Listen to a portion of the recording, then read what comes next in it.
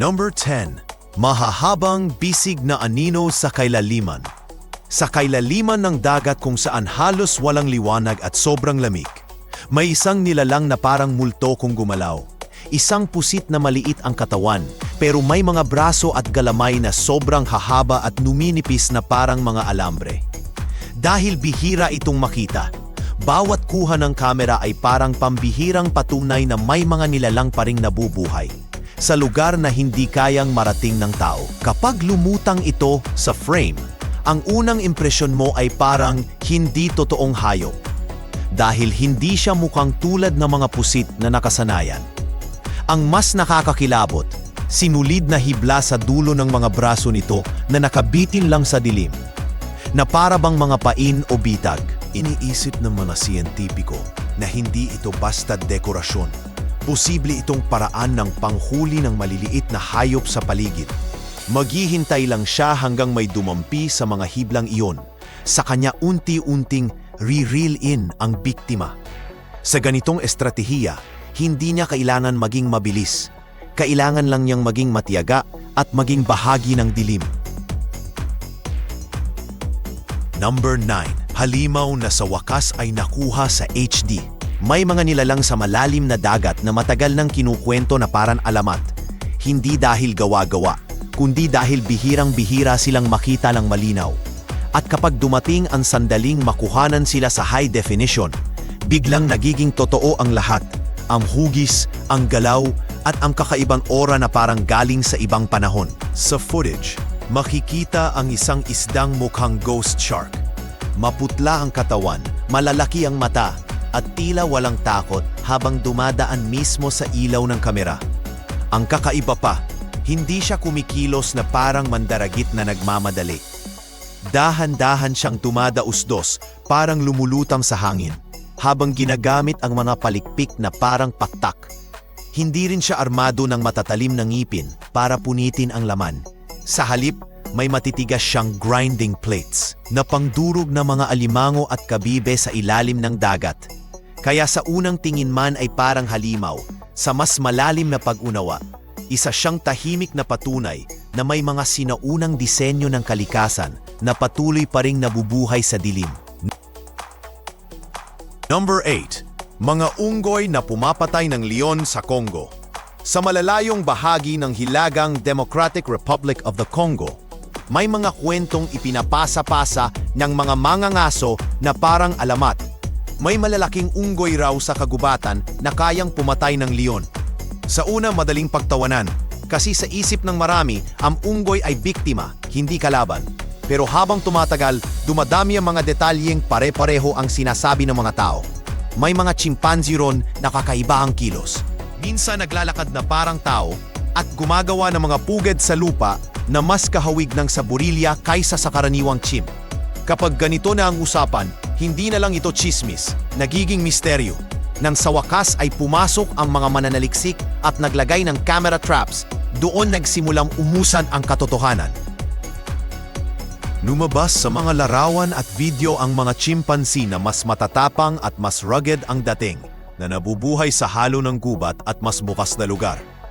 Hindi man napatunayang literal silang lion killers sa bawat pagkakataon, malinaw na may populasyon ng chimpanzee na may sariling ugali at survival style, mas malalaking yapak, mas madalas sa lupa, at mas handang lumapit kaysa umatras. Sa ganitong mundo, kahit ang mga hayop na akala nating kilala na natin, may kayang ipakitang bago at minsan nakakatakot. Number 7. Tunay na serpiente sa dagat. Kung may hayop na talagang bumubuhay sa ideya ng sea serpent, ito ang pating na mukhang ahas sa dagat, mahaba, malikot, at may bungamang puno ng maninipis na ngipin na parang karayom. Sa mga kuha mula sa Japan, may isang babaeng pating na nakita malapit sa ibabaw. Kaya dinala sa tangke at nakuna ng kamera habang lumalangoy na parang eel. Bago ito mamatay, dito nagsimulang mabuo ang imahe. Hindi ito basta pating. Para siyang sinaunang nilalang na nakaligtas sa panahon. Kasi may ebidensyang ang mga kamag-anak nito ay umiiral na sa daigdig noon pang napakatagal na panahon. Mas nakakagulat pa ang buhay nito sa kailaliman. Kadalasan ay nasa madilim na bahagi ng dagat, nakabitin sa tubig na halos walang galaw. Bahagyang nakabukas ang bibig, parang naghihintay lang. At kapag oras ng panghuli, kaya nitong lumundag na parang ahas, tinatapakan o iniipit ang buntot sa bato para magkaroon ng puwersa, saka biglang sisibat para sunggaban ang biktima at lunukin ng buo. Ang mas bihira pang marinig, sobrang bagal ng pag-reproduce nito, kaya lalo itong mahirap makita at mas madaling mawala kapag napinsala ang populasyon. Sa bawat clip na lumalabas, parang paalala na may mga nilalang pa ring nabubuhay sa dilim, na mas kakaiba kaysa sa kaya nating isipin. Number 6. Ang dinosaur fish na akala'y extinct. Naka-film, may mga hayop na akala ng mundo ay matagal nang nawala, kasabay ng mga dinosaur at mga sinaunang panahon, pero biglang lumilitaw na parang multong bumalik para patunayang mali ang ating akala. Ganito ang kwento ng dinosaur fish na unang nakita sa kakaibang paraan. Hindi sa ilalim ng dagat, kundi sa isang ordinaryong lugar na hindi mo iisiping pinagtataguan ng himala. Nang makilala ito, parang nabuksan ang pinto sa nakaraan. Isang nilalang na may katawan at galaw na hindi tugma sa modernong imahe ng isda dahil parang dala niya ang disenyo ng sinaunang daigdig. Sa mga sumunod na pag-aaral at kuha ng underwater cameras, mas lalo pang naging kakaiba ang misteryo. Sa halip na mabilis at agresibo, kalmado itong gumagalaw, parang hindi nagmamadali, parang sanay na sanay sa mahabang panahon. Nabubuhay ito sa mas malalim na bahagi ng dagat kung saan may mga kuweba at batuhan. At doon ito nagkukubli sa araw bago unti-unting lumabas kapag gabi para maghanap ng pagkain.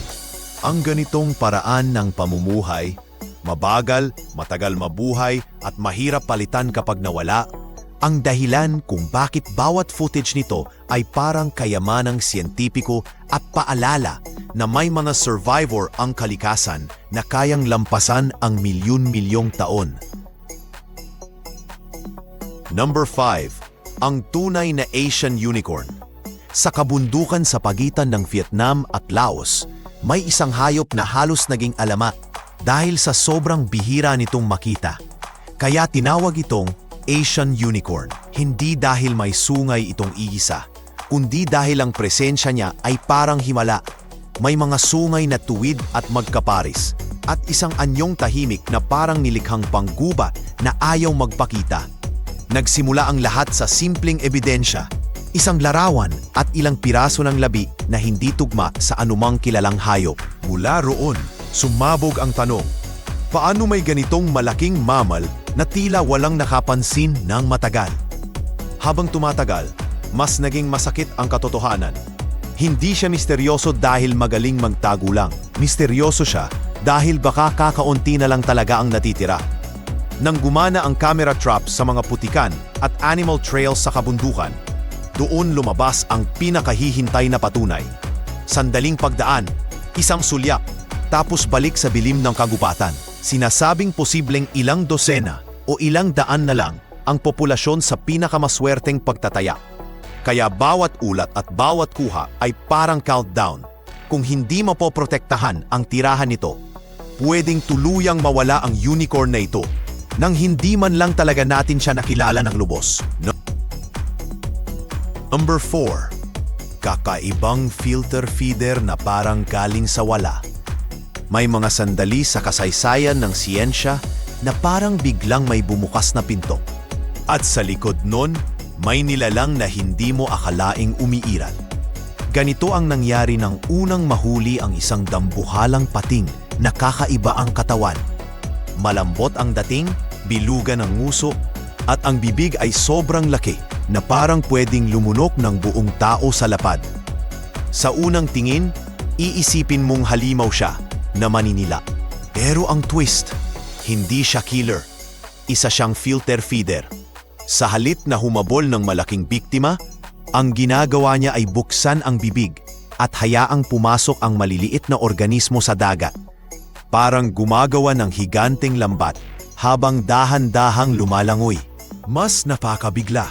Pagkatapos niyang magpakita sa mundo, nanatili pa rin siyang isa sa pinakabihirang makita. Kadalasan, aksidente lang siyang nasasama sa malalalim na lambat o sumasabit sa mga kagamitan sa dagat. Kaya bihira ang kuhang healthy at gumagalaw ng natural. Kapag nakuhanan man, parang tamad siyang lumutang sa dilim. Pero may kakaibang detalye. May maliwanag na bahagi sa loob ng bibig o labi na nakikita kahit sa mahina ang ilaw. At posibleng nakakatulong ito para humila ng maliliit na nilalang palapit. Sa ganitong paraan, parang may sariling trick ang kalikasan. Ang pinaka-weird na pating, hindi pala mandaragit, kundi isang tahimik na tagasipsip ng buhay sa kailaliman. Number 3. Cartoon na mukhang multo sa malalim na dagat. Sa sobrang lalim ng dagat, may mga hayop na kapag unang nakita mo, parang galing sa cartoon o laruan. Pero totoo pala, isa sa pinakakakaiba ay ang maliit na octopus na may malalaking mata at dalawang palikpik sa ulo na mukhang tenga. Kaya parang isang lumulutang na karakter sa animated film. Kapag dumaan ito sa ilaw ng robot sub, hindi siya kumakaripas palayo. Sa halip, minsan ay humihinto pa at tila tinitingnan ang kamera.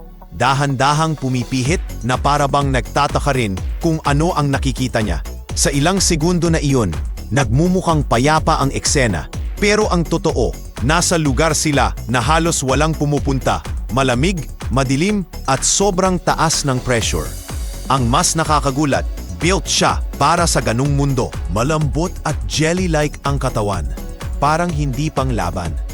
Pero iyon mismo ang dahilan kung bakit kaya niyang mabuhay sa matinding pressure. Wala rin siyang ink sac na pangtakas, kasi sa lubos na dilim, walang saysay ang usok na tinta. Hindi siya hunter na naghahabol. Mas para siyang tagapulot sa ilalim ng dagat, kumakain ng maliliit na hayop tulad ng worms, snails at maliliit na crabs na sinusungkit niya malapit sa seafloor. At sa usapang buhay, kakaiba rin. Imbes na maraming itlog, naglalagay siya ng malalaki at iisa-isang itlog na idinidikit sa bato o sponge. Parang bawat anak ay investment sa mundo na napakahirap tirhan. Number 2. Ang Magic Rabbit ng Tian Shan. Sa unang tingin, parang imposible.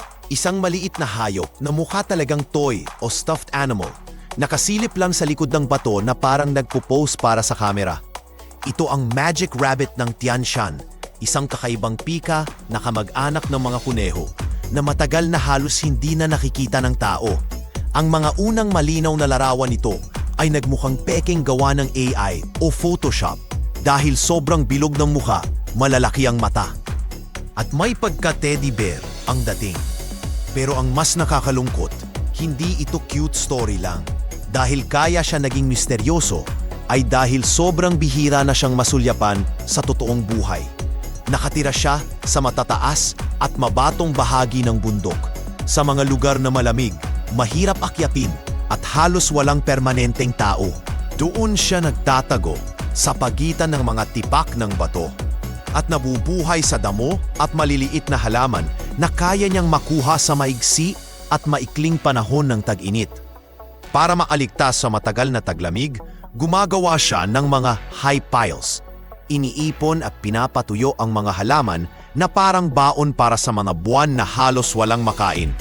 Sinasabing habang umiinit ang klima at nagbabago ang kapaligiran, umaakyat pa siya ng umaakyat sa mas mataas na lugar na parang unti-unting nauubusan ng tahanan. Kaya bawat larawan niya, imbes na simpleng cute, nagiging paalala na ang pinakamahihinang nilalang ang unang tinatamaan kapag nagbago ang mundo. Number 1. Ang kraken na sa wakas ay nagpakita. Sa loob ng mahabang panahon, ang higanteng pusit ay parang alamat lang. Isang kraken sa kwento ng mga mandaragat na kayang yakapin ang barko at hilahin ito pababa. Sa totoong buhay, ang tanging ebidensya noon ay mga patay na katawan na inaanod sa baybayin. o mga piraso na nakaimbak sa mga garapon sa laboratorio. Pero kahit ganoon, may isang nakakakilabot na palatandaan. Ang mga sperm whale na nahuhuli o nasusuri ay may bilog-bilog na peklat sa ulo. Mga marka ng suction cups na parang patunay ng matinding labanan sa ilalim ng dagat. Ibig sabihin, kung hindi man siya nakikita, may mga hayop sa kailaliman na alam ang presensya niya. Ang malaking pagbabago ay nang may mga team na nagpasya na puntahan ang higanting pusit sa kanyang mundo, imbes na hintayin itong umakyat. Sa malalim at madilim na tubig, gumamit sila ng mga kamera at pain na may ilaw, parang peking jellyfish na kumikislap para akitin ang isang predator na sanay sa dilim. At doon nangyari ang pinakahihintay. Isang kumikislap na pilak na katawan ang lumitaw mula sa itim na kawalan. At sa unang pagkakataon, nakita ang galaw niya. Hindi siya mabagal na halimaw, kundi isang mabilis at alertong mga ngaso na may matang napakalaki at galamay na kayang humablot ng biglaan. Sa sandaling iyon, nabura ang linya sa pagitan ng alamat at realidad. Ang Kraken ay hindi pala kwento lang. Isa siyang lihim ng dagat na unti-unti lang nating nasisilip.